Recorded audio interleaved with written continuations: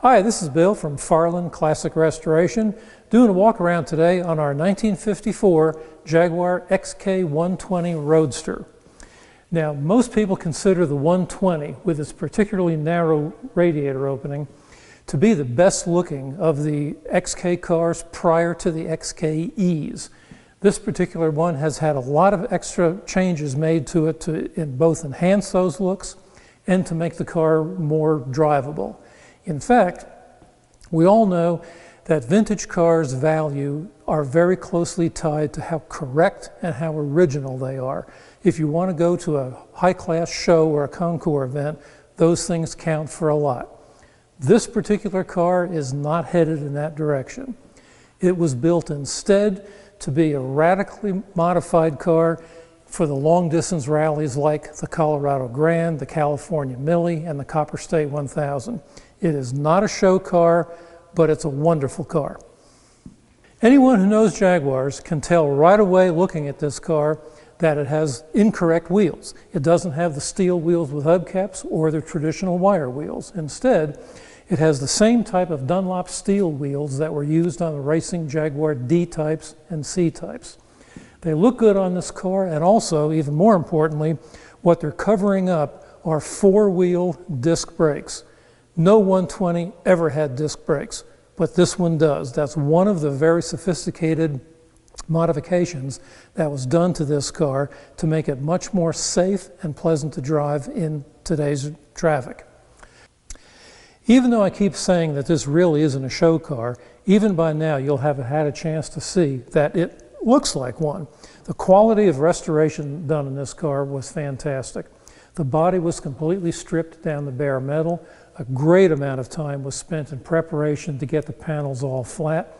And when you're going to paint a car black, your preparation is truly critical to get all the waves and wrinkles out of it.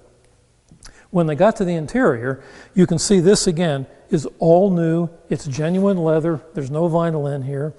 Wilton carpets, this beautiful burl wood instrument panel. No 120s normally had that. There was a number of extras that were done to this car to make it special, to make it more interesting. And again, that knocks it out of concours competition, but it's something that can fill its owner with pride when he drives it. Well, the coachwork professionals and the trimmers had their heyday doing the outside of this car and the interior. The technicians really went to work under the hood. A standard XK120 has a 3.4 liter inline six that looks just like this one.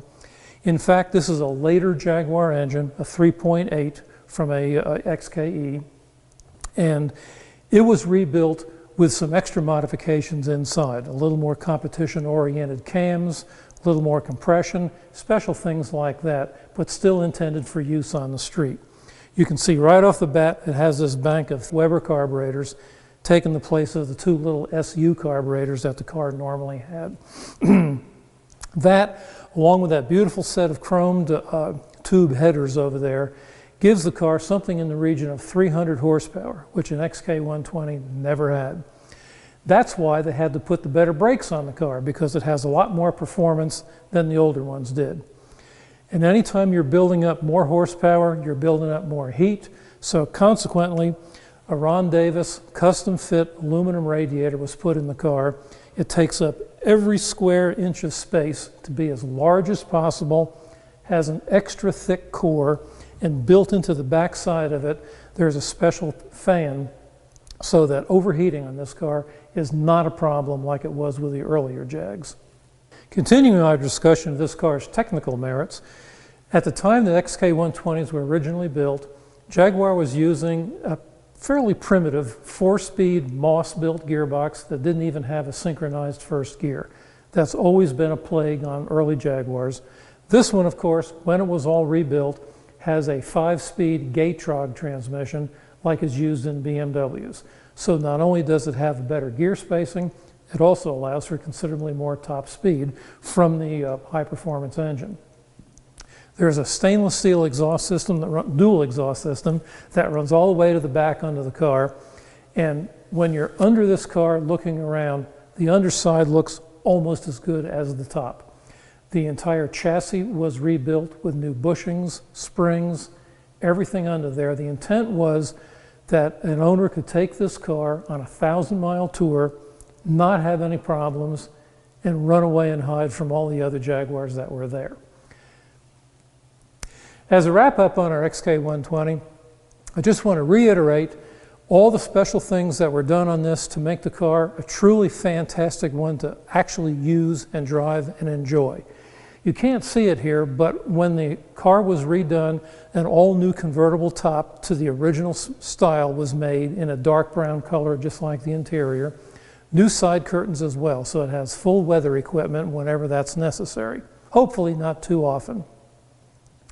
The point that I made earlier about value being directly tied to originality, since this car is not original, we recognize that its value is not the same as a completely Concours available specimen.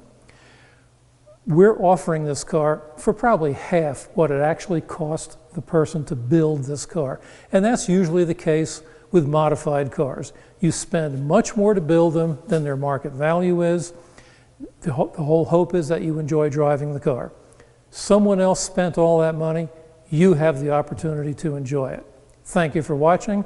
Please call us anytime. Here at Farland Classic Restoration, we welcome your calls and your business. Thank you.